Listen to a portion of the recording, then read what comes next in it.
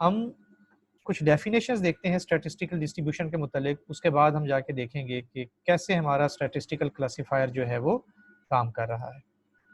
Random experiment, any experiment that you can perform can repeat numerous times under the same conditions. That is called random experiment. The outcome of an individual random experiment must be independent and identically distributed from the previous one. It must in no way be affected by any previous outcome and cannot be predicted with certainty. ठीक है, उसकी कुछ examples हैं, इन example से आपको clear हो जाएगा कि हम रैंडम एक्सपेरिमेंट किसकी बात कर रहे हैं, ये क्या होगा। जैसे कॉइन को टॉस करना, ये हमारा एक रैंडम एक्सपेरिमेंट है। रोलिंग अ डाई, ये एक रैंडम एक्सपेरिमेंट है। इसी तरह से time difference between incoming emails, and you can have many other examples of these. ठीक है, रैंडम एक्सपेरिमेंट की। और कोशिश कीजिएगा कि आप अपने एंड से जो है खुद भी कुछ एग्जांपल्स ढूंढने की कोशिश करें कि किस तरह से रैंडम एक्सपेरिमेंट हो सकते हैं और कौन कौन से हो सकते हैं। रैंडम वेरिएबल, कोई भी ऐसा variable, a variable that takes its values from a set of possible values which are generated through the random experiment, उसको हम क्या कहेंगे, random variable।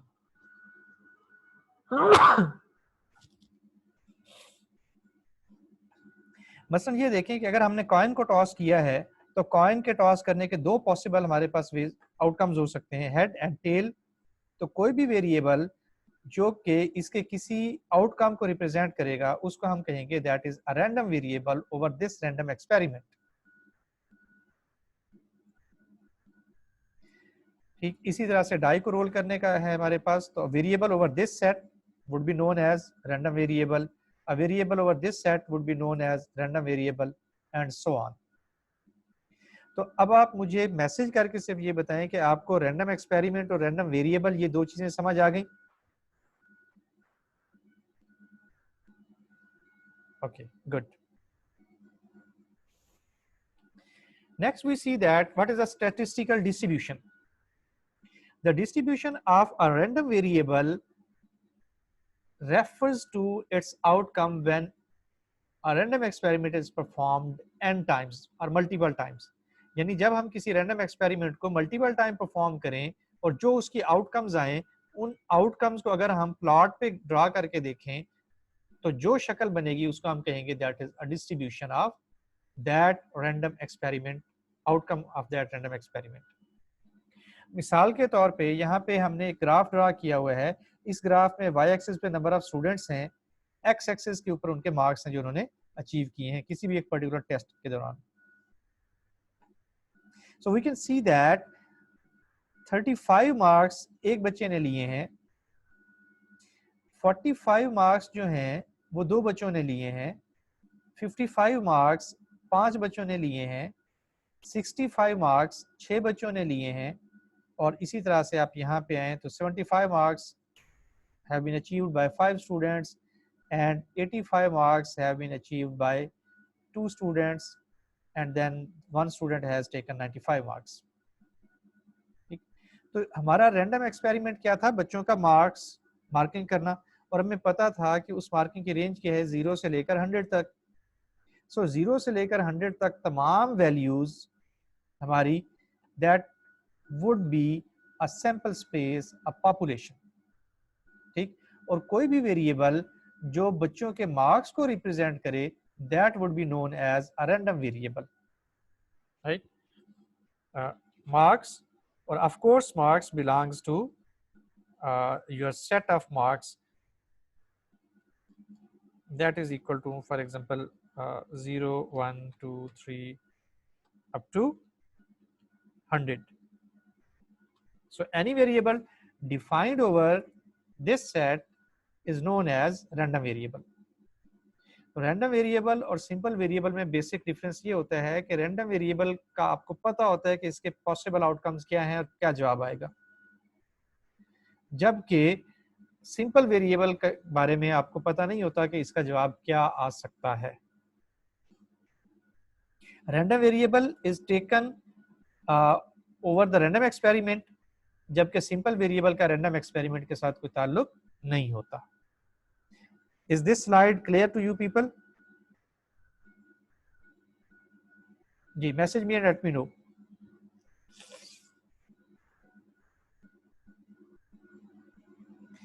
क्या ये स्लाइड आप लोगों को क्लियर है या इस स्लाइड में कोई क्वेश्चन है आपका पूछने वाला?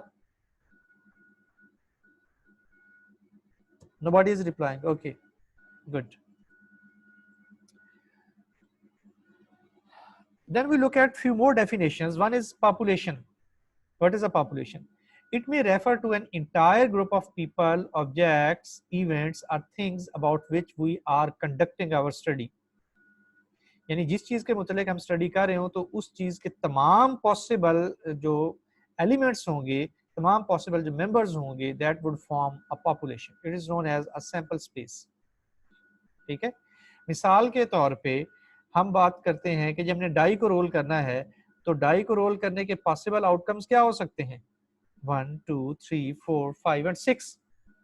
This is called the population for the die roll experiment.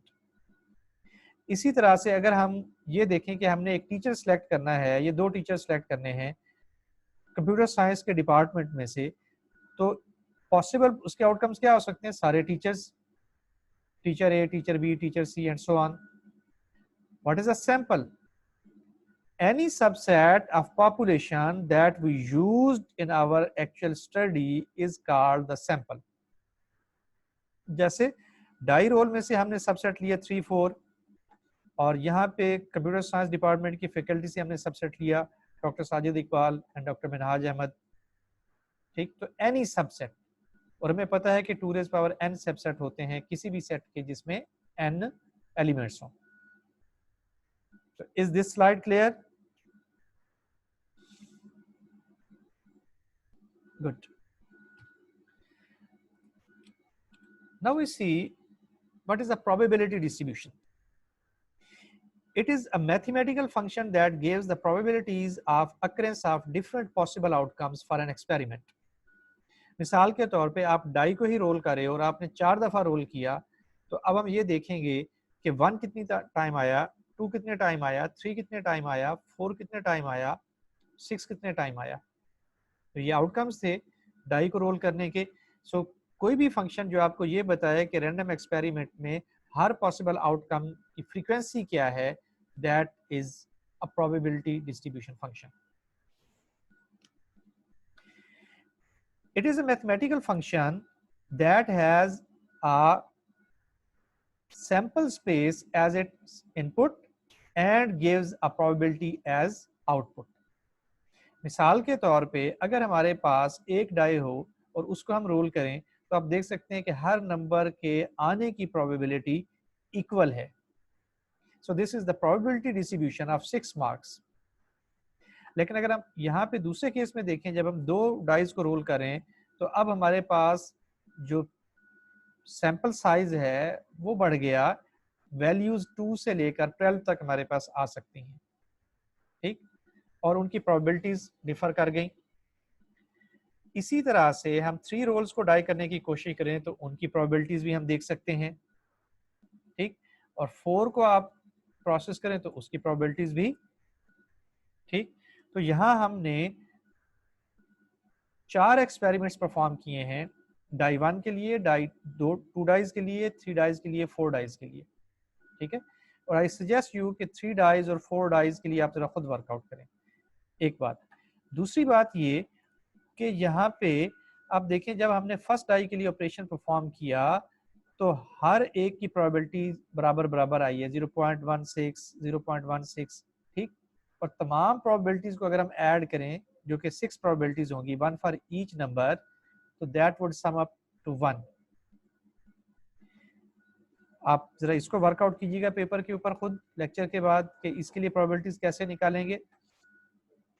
How would be the probabilities when you do an experiment of 3 dies, and what would be the case for the 4 dies? So is this slide clear? कि probability distribution क्या है? ठीक, जैसे यहाँ देखिए ना, हर एक की प्रोबेबिलिटी 1/6 आ रही थी, इसकी भी 1/6, इसकी भी 1/6, इसकी भी 1/6, that is a probability distribution. Good. What is a probability function? Take some definitions. Probability function describes the probability distribution of a discrete random variable।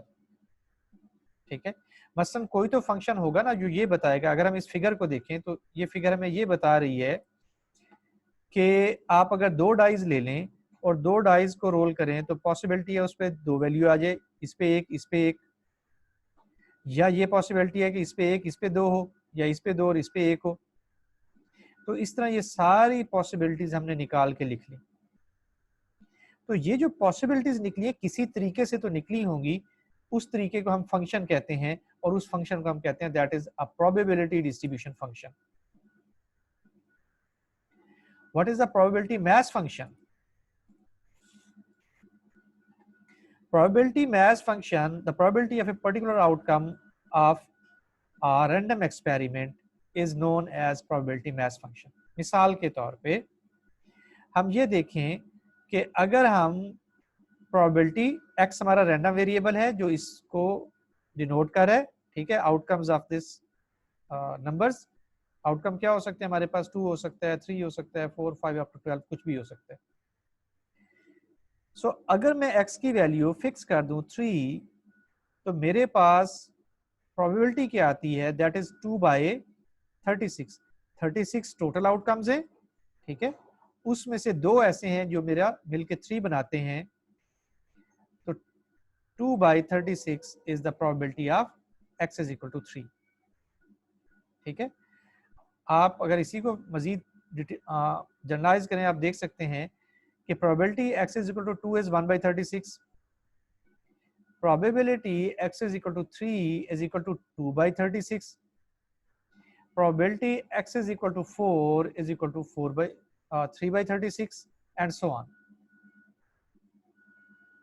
Then we have a CDF, cumulative distribution function, function evaluating the probability that our random variable x remains smaller than or equal to some particular limit x।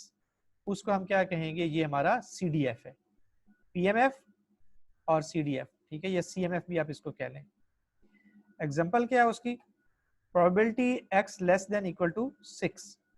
अच्छा, एक चीज clear रखें, जब हम PMF की बात करते हैं तो PMF में हम किसी पर्टिकुलर एलिमेंट आउटकम को देख रहे होते हैं, मतलब हम सिर्फ इसकी बात करेंगे कि 3 के ऊपर क्या वैल्यू बनती है प्रोबेबिलिटी की। लेकिन जब हम CDF की बात करेंगे तो CDF जिस वैल्यू की हम बात कर रहे हैं, फॉर एग्जांपल 6, तो 6 और उससे पहले वाले सारे आउटकम्स को हम ले लेंगे, that would be this। now this is your CDF। तो CDF का आप फार्मूला देख लें, यहाँ पे इस तरह से हमने इस फार्मूले को नोट किया, और अगर हम उसको एक्सपेंड करें तो that comes up this, probabilities of all the values which are equal or less than 6, that comes up this। ठीक, तो इस स्लाइड में हमने 3 कंसेप्ट्स को देखा। Number 1, what is probability function, number 2, what is probability mass function, number 3, what is a cumulative distribution function. So अब आप मुझे बताएं कि क्या आपको ये समझ आ गया? गुड, शाबाश, माशाल्लाह, आप ज़हीन बच्चे हैं। यहाँ पे इस स्लाइड के ऊपर हमने कुछ और डिस्ट्रीब्यूशंस को दिखाया हुआ है। For example this one is binomial Bernoulli, या समटाइम हम बाइनोमियल डिस्ट्रीब्यूशन भी कह देते हैं।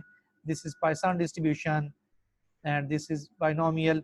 तो आपको थोड़ा सा अंदाजा होना चाहिए कि जब हम प्लॉट देखेंगे किसी भी डिस्ट्रीब्यूशन का तो हमें पता चल जाए कि ये कौन सी डिस्ट्रीब्यूशन है।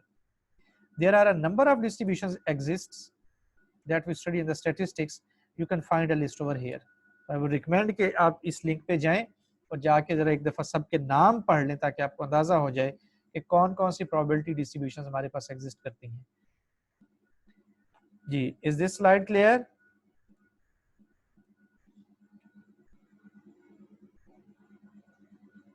गुड, शाबाश।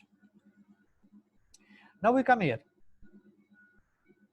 Bernoulli distribution. What is a Bernoulli distribution? This distribution models a trial that has only two outcomes. कोई भी ऐसा एक्सपेरिमेंट जिसके सिर्फ दो आउटकम हो, फेलियर और सक्सेस, तो उसको हम बर्नौली डिस्ट्रीब्यूशन से मॉडल कर सकते हैं. अगेन मॉडल का मैंने आपको बताया था, that is a single formula और सेट ऑफ फार्मूलाज. ठीक, तो आप बर्नौली फार्मूले को भी मॉडल कह सकते हैं. Example, tossing of a coin. Let P denote the event of success and F denote the event of failure. Then success occurs with probability 1. ये हम सपोज करते हैं कि जी सक्सेस होगी तो हम कहेंगे कि एग्जैक्ट प्रोबेबिलिटी उसकी 1 है, और अगर फेलियर आएगा तो उसकी प्रोबेबिलिटी हम 0 रख रहे हैं. तो उस केस में जो पीडीएफ है, ठीक है, ये जो हमने अभी पीएमएफ फाइंड किया था पिछली स्लाइड के ऊपर, तो पीएमएफ को जो है हम इस फार्मूले से नोट कर सकते हैं.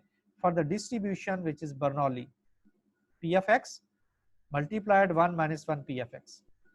P is your probability, x is the outcome. 1 minus P is the remaining probability, 1 minus x is the remaining outcome. भाई आपके पास अगर दो ही आउटकम्स हों, फॉर एग्जांपल 0 और 1, या मैं इसको कह दूं कि हेड और टेल, ये दो पॉसिबल आउटकम्स हैं हमारे पास, तो x को अगर मैं h कहूं तो 1 माइनस एक्स ऑटोमेटिकली टेल ही हो जाएगा ना, कंप्लीमेंट आ जाएगा उस सेट का. और अगर मैं x को टेल कहूं तो this would be head, 1 minus x would be head. अगर हेड में, फॉर एग्जांपल अगर मैं x को हेड कह रहा हूं तो हेड की जो भी प्रोबेबिलिटी होगी, टोटल प्रोबेबिलिटी तो 1 होती है ना. ठीक, तो अगर प्रोबेबिलिटी ऑफ x हमारे पास कुछ है, तो बाकी जो प्रोबेबिलिटी होगी 1 minus P F x, that would be the probability of 1 minus x. ये बात समझ आ गई, ये स्लाइड समझ आ गई आप लोगों को?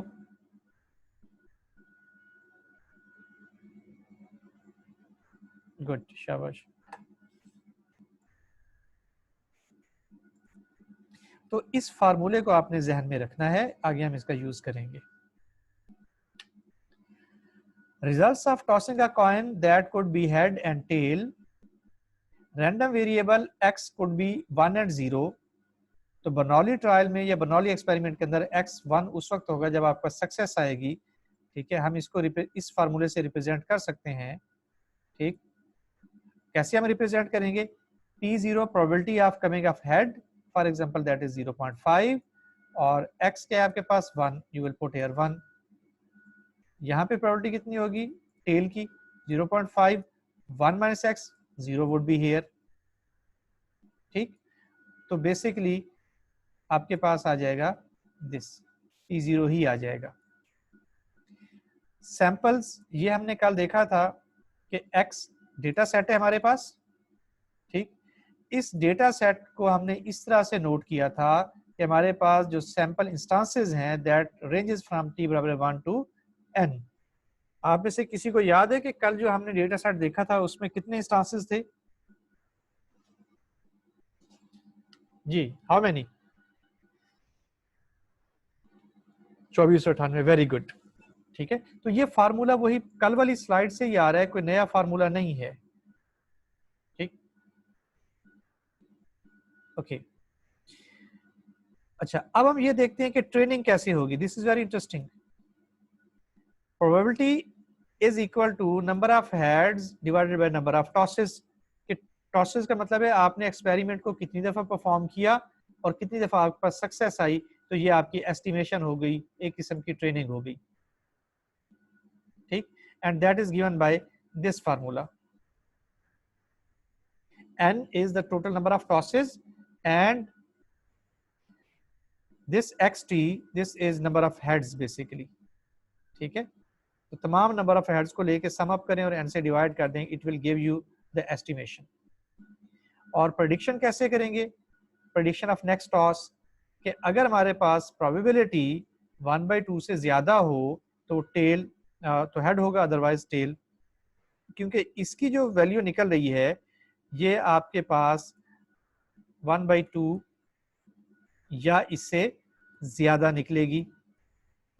ठीक, सो उस केस में हमने 1/2 को एक हद बना लिया, एक लिमिट बना लिया, एक थ्रेशोल्ड बना लिया कि अगर हमारे पास प्रोबेबिलिटी थ्रेशोल्ड से ज्यादा निकल आई तो हम कहेंगे ये हमारे पास हेड आ गया है अगर उसकी प्रोबेबिलिटी उससे कम होगा तो हम कहेंगे टेल आ गया। ठीक है, I would suggest you people कि आप जरा वर्कआउट करें खुद ही, इसी कॉइन टॉसिंग को ले लें, ठीक है, और इसको फिर मिसाल के तौर पे 5 दफ़ा आप टॉस कर लें और खुद से डेटा सेट बना लें अपनी मर्जी का, कितनी दफ़ा हेड आया कितनी दफ़ा टेल आया, कैलकुलेट करके देखें। छोटा सा फार्मूला है, उस पर लगा के आप देख लें तो आपको ये आइडिया क्लियर हो जाएगा। So is this slide clear? Good. Classification हम कैसे करेंगे? पहली एग्जांपल हम ले रहे हैं क्रेडिट स्कोरिंग की। क्रेडिट स्कोरिंग क्या चीज़ है कि जब कोई बंदा किसी बैंक को अप्लाई करता है कि मुझे क्रेडिट कार्ड दे दें, क्रेडिट कार्ड एक किस्म का उधार ही होता है जो आप बैंक से ले रहे होते हैं, कार्ड के जरिए से आप उस उधार को यूज कर सकते हैं, उसकी जो लिमिट होती है उतना उधार आप बैंक से उठाते हैं। ठीक है, बैंक को फायदा ये होता है कि बैंक आपको लमसम अमाउंट देने की बजाय कार्ड देता है, पैसे बैंक के पास ही पड़े रहते हैं, आप उसमें से थोड़े थोड़े अपनी मर्जी के मुताबिक यूज करते रहते हैं, तो बैंक से सारे पैसे भी नहीं निकलते, उसको भी फायदा रहता है और आपको भी फायदा रहता है। So we are looking at credit scoring. Credit scoring जो है हमारी दो क्लासें हैं उसमें, लो रिस्क और हाई रिस्क। ठीक, इनपुट हमारे पास क्या है जी, एक्स डेटा सेट क्या है, x1 x2 ट्रांसपोज। इसका क्या मतलब है? इसका मतलब ये है कि x1 आप यूं लिखें और x2 को आप यूं लिखें और इस तरह से आप इसको कर लें। ठीक है, ये पहला इंस्टांस आपके पास और ये दूसरा इंस्टांस आपके पास, बिल्कुल वैसे जैसे कल हमने CSV फाइल में देखा था। आउटपुट क्या है, 0 और 1। अगर आउटपुट आपका 0 आ रही है तो मतलब लो रिस्क है, और अगर 1 आ रहा है तो इट मीन हाई रिस्क। ठीक, प्रिडिक्शन हम कैसे करेंगे, C इज इक्वल टू 1, यानी अगर आउटपुट आपके पास 1 आ जाए तो ये कब आएगा, ये इस सूरत में आएगा कि आपके पास x1 और x2 दो इनपुट्स दी हुई हैं, ठीक है, दो वेरिएबल्स हैं इनपुट में। अगर ये दो वेरिएबल्स आपको मिल जाएं तो C के आने की प्रोबेबिलिटी अगर 0.5 से बढ़ जाए तो वो हाई रिस्क है, अदरवाइज वो लो रिस्क है। ठीक है, इस एक्सपेरिमेंट, इस इक्वेशन को समझने की कोशिश करें। अभी हमने सिर्फ समझाने की बात की, इसमें डेटा नहीं डाल रहे, कि अगर आपके पास x1 और x2 दिया हुआ हो तो C की वैल्यू 1 आने की प्रोबेबिलिटी क्या होगी, जो भी वो प्रोबेबिलिटी आएगी अगर वो 0.5 से ज्यादा है तो वो हाई रिस्क है, अदरवाइज लो रिस्क है। बस इतनी सी बात को आप समझ लें। ठीक, और दूसरा वे क्या हो सकता है इसी फार्मूले को रिप्रेजेंट करने का, कि हाई रिस्क होगा उस वक्त क्रेडिट अगर probability of C is equal to 1 बड़ी हो probability of C is equal to 0 on the given data set. Is this clear? Good. ठीक है, अगली स्लाइड्स में ये और बहुत अच्छे तरीके से आपको क्लियर हो जाएगा।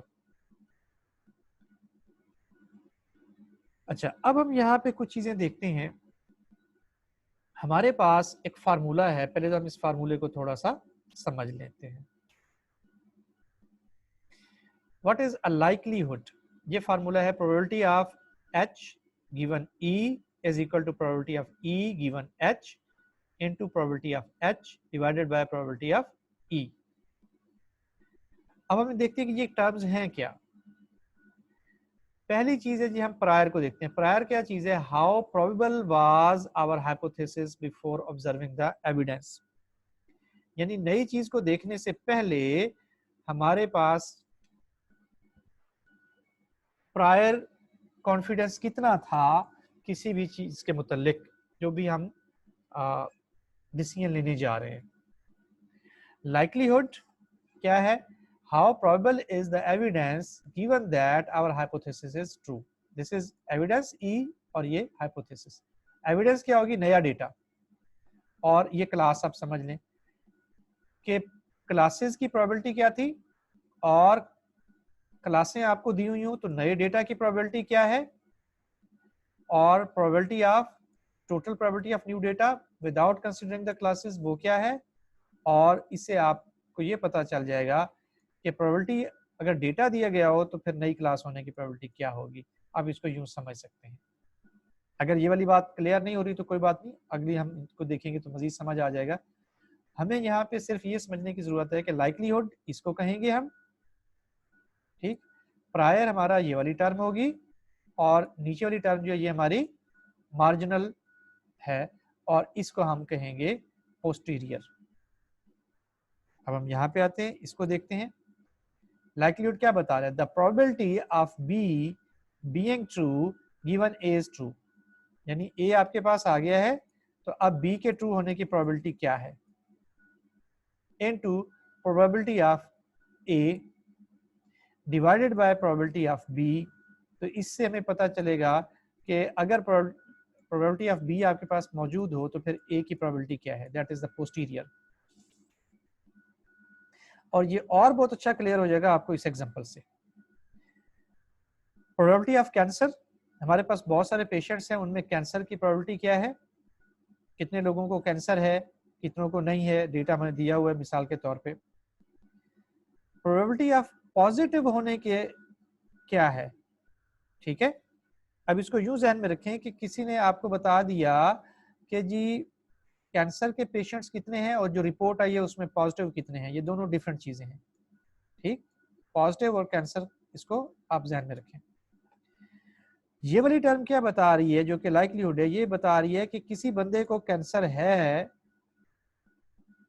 हो तो उसकी रिपोर्ट पॉजिटिव आने की प्रोबेबिलिटी क्या होगी, that is called the likelihood. और इसको, इस फार्मूले को इसी तरह से लिख के आप ये बता देंगे कि अगर किसी की रिपोर्ट पॉजिटिव आ गई है तो उसको कैंसर होने का चांस कितना है। तो ये एग्जांपल और ये स्लाइड समझ आ गई आपको। छोटा सा फार्मूला है, 3 टर्म्स है उसमें बस। जी, इज दिस क्लियर? गुड। बस अगर ये बात समझ आ गई तो इसका मतलब ये हो गया कि आपने नाइव बेस क्लासिफायर बना लिया। कैसे बनाया अभी हम उसको देखते हैं एग्जांपल के तौर पे भी। ये हम कुछ थोड़ा सा वही थ्योरी देख रहे हैं, ठीक है, पोस्टीरियर, प्रायर, लाइकलीहुड, ठीक। So this is your prior, likelihood, evidence, posterior. तो इन टर्म्स का आपको पता होना चाहिए।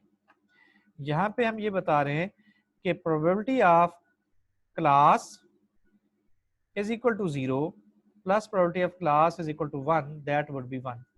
जैसे अभी हमने कहा कि लो रिस्क, ठीक है, और हाई रिस्क, तो ये दोनों मिलकर टोटल प्रोबेबिलिटी 1 बनेगी। तो जो भी बंदा आएगा, ठीक है, जिसको बैंक ने क्रेडिट कार्ड देना है, वो या तो लो रिस्क होगा या हाई रिस्क होगा, तो प्रोबेबिलिटी 1, या 20% हाई रिस्क होगा, 80% लो रिस्क होगा, प्रोबेबिलिटी 1। तो जितनी भी आपके पास क्लासेस दी हुई हों उनकी टोटल प्रोबेबिलिटी 1 होगी।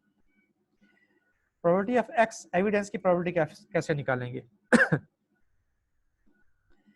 That is given by this formula कि probability of x given c is equal to 1 into probability c is equal to 1 plus probability of x given c is equal to 0 into probability of c is equal to 0। दूसरे लफ्जों में जो बंदा आया है उसके low risk में होने की प्रोबेबिलिटी और उसके हाई रिस्क में होने की प्रोबेबिलिटी, ये टोटल मिलके उसकी प्रोबेबिलिटी बनेगी,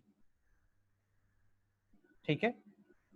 और ये वाला तीसरी इक्वेशन में ये बता रही है कि अगर कोई बंदा आ गया आपके पास तो उसके प्रोबेबिलिटी लो रिस्क होने की क्या प्रोबेबिलिटी है, और कोई बंदा आ गया उसके हाई रिस्क होने की क्या प्रोबेबिलिटी है, ये भी मिलके 1 बनेगी। And here is the previous equation that we have written. So इसमें कोई क्वेश्चन? जी, okay, good. Now we look at this example, ठीक। और हम पहला क्लासिफायर बना रहे हैं। हमारे पास डेटा है, डेटा को हम अंडरस्टैंड करें कि वेदर की कंडीशन और प्ले, हमने टेनिस खेलनी है, क्रिकेट खेलनी है या नहीं खेलना है, या लूडो खेलनी है। सो वेदर अगर सनी है तो हम नहीं खेलेंगे, अगर बादल आए हुए हैं तो हम खेल लेंगे, अगर बारिश हो रही है तो भी हम खेल लेंगे, अगर सनी है तो इस तरह से हमने ये सारा डेटा बनाया हुआ है अपना। ठीक है, सो पहला स्टेप क्या होगा, convert the data set into the frequency table. तो हम ऐसी फ्रीक्वेंसी टेबल बनाएंगे डेटा सेट से। फ्रीक्वेंसी टेबल में क्या है देखें, यहाँ हमने वेदर लिखा, यहाँ उसके पॉसिबल ये जो हमारा लेबल कॉलम था जिसमें हमने क्लासिफाई करना है, इसमें दो ही आउटकम्स थे, यस और नो। ठीक, तो हमने देखा कि ओवरकास्ट पे नो तो कोई भी नहीं है, चार ऐसे हैं जो कि यस प्ले करेंगे। कहाँ पे चार हैं हम उसको गौर से देखते हैं। देखें, ओवरकास्ट एक ये था, ओवरकास्ट एक ये था, और ये दो ओवरकास्ट। ठीक है, और इन दो के कोरिस्पॉन्डिंग भी यस है, इसके कोरिस्पॉन्डिंग भी यस है, इसके कोरिस्पॉन्डिंग भी यस है। तो टोटल यस 4 हैं ओवरकास्ट के लिए, और नो कोई भी नहीं है। इसी तरह से रेनी के लिए 3 दफा नो और 2 दफा यस है। देख लें, ये रेनी एक दफा यस, ये रेनी एक दफा नो, ये दूसरी दफा नो, तो 2 दफा नो हो गया, और ये रेनी दूसरी दफा यस हो गया, और ये रेनी आखिरी वाला जो है तीसरी दफा नो हो गया। तो टोटल 3 नो और 2 यस हैं। ठीक, इसी तरह से हमने सनी को भी देखा जिसमें 2 नो और 3 यस हैं। तो टोटल नंबर ऑफ नो हमारे पास कितने आ गए हैं, दैट इज 3 + 2 5, और टोटल नंबर ऑफ यस कितने आ गए हैं, 9। हमने ये वैल्यूज निकाल ली। उसके बाद हम लाइक्लीहुड निकालेंगे टेबल का। लाइक्लीहुड कैसे निकालेंगे, look at this, overcast total ये 0 + 4 4 हो गया, टोटल इंस्टांसेस कितने हमारे पास 14 हैं। ठीक है, 14 इंस्टांसेस हमें कैसे पता चले, यहां से आप काउंट करें, 1 2 3 4 5 6 7 8 9 10 11 12 13 ये 14 हो गया। ठीक है जी, सो हमारे पास 14 इंस्टांसेस हैं। यस, 5 + 9। सो हमारे पास यहाँ पे भी दिया हुआ है, यहाँ से भी हम देख सकते थे, लेकिन वहां से मैंने आपको गिन के दिखा दिया ताकि समझ आ जाए। इस तरफ आए तो टोटल 4 यस हैं। ठीक है, 4 ओवर 14 और नो दोनों को मिला के, यहाँ भी यस और नो को मिला के 5 ओवर 14, यहाँ भी यस और नो को मिला के 5 ओवर 14। इस तरफ आप आए तो 3 + 2 5, टोटल 5 थे तो 5 ओवर 14, 4 + 2 + 3 टोटल 9 हो गए तो 9 ओवर 14। तो यूं हमने लाइक्लीहुड टेबल बना दिया। ठीक, और उसके बाद फिर हम जाएंगे स्टेप 2 के ऊपर। स्टेप 2 क्या है, create likelihood table by finding the probabilities, जो कि हमने फाइंड किया, जैसे ओवरकास्ट प्रोबेबिलिटी 0.29 आई है हमारे पास, ये वाली। ठीक, और इस तरह से दूसरी प्रोबेबिलिटीज आ गई। तो यहां तक बात समझ आ गई, एनी क्वेश्चन?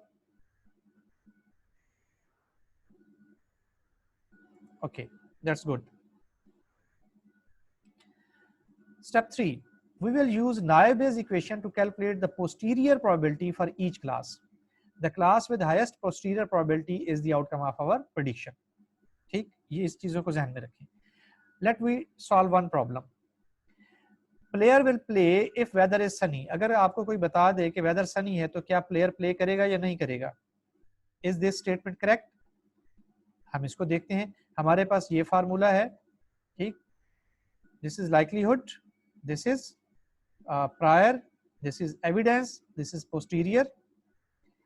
तो हम P sunny given yes, यहाँ पे देखें probability of sunny given yes, yes है लेकिन उसकी सनी के वक्त यस होने की प्रोबेबिलिटी। ठीक, तो दैट इज 3/9। टोटल यस वाले 9 थे, उसमें से 3 सनी के होने पे आए थे, तो 3/9 हमने ये ले लिया। Probability Sunny given yes. Sunny होने की टोटल प्रोबेबिलिटी क्या है हमारे पास, ये है 3 to 5, 5 और 14, तो ये सनी होने की टोटल प्रोबेबिलिटी। यस प्ले करने की टोटल प्रोबेबिलिटी क्या है हमारे पास, दैट इज 9, 9 और 14, ये आ गया। हमने इन वैल्यूज को पुट किया और हमारे पास जो जवाब निकला है 0.60, इसका मतलब है कि ये चूंकि 0.5 से बड़ा है, we will play the game. Is this clear? ठीक है, तो हमने छोटा सा एक फार्मूला लगा के देख लिया कि किस तरह हम क्लासिफायर बिल्ड कर सकते हैं। इसमें हमने पैरामीटर नहीं ढूंढे, ये नॉन पैरामीट्रिक मेथड है। Now here is right the code for Bayes theorem. ठीक है, जो एग्जांपल मैंने आपको करवाई है इसी एग्जांपल का एक कोड लिखें पाइथन के अंदर। Then design an example from your own side and solve that problem using Bayes theorem. खुद से बनाए एग्जांपल, एक आध हर बंदा इंडिपेंडेंटली खुद ट्राई करे कि ये एग्जांपल बेस से मैं कैसे सॉल्व करूं। And you can search the internet to find more interesting applications of this code. तो आज का लेक्चर इतना शॉर्ट सा ही, ठीक है। यस, वेदर ये एक है, बाकी आप अपने अराउंड देखें, अगर आप पढ़ाते हैं, कोई जॉब करते हैं, खुद पढ़ते हैं, आपकी फैमिली में कोई बंदे हैं, तो आप देख सकते हैं कि जी अच्छा लेट्स से दैट कि जी हमने आउटिंग पे जाना है, हमने खाना खाने के लिए जाना है, ठीक है, हमने कपड़े परचेज करना है, शॉपिंग करना है, तो आप उसके फीचर्स निकाल सकते हैं, उसकी बेस पे आप सारी कैलकुलेशन परफॉर्म कर सकते हैं। तो ये आपकी असाइनमेंट है। नेक्स्ट वीक मुझे दोनों असाइनमेंट्स चाहिए, एक जो मैंने कल दी थी, एक जो मैंने आज दी है। बेस थ्योरम समझ आ गया? गुड। तो हमारा आज का लेक्चर यहीं तक, इंशाल्लाह कल हम इसे आगे बढ़ेंगे। Okay, so Allah Hafiz for today.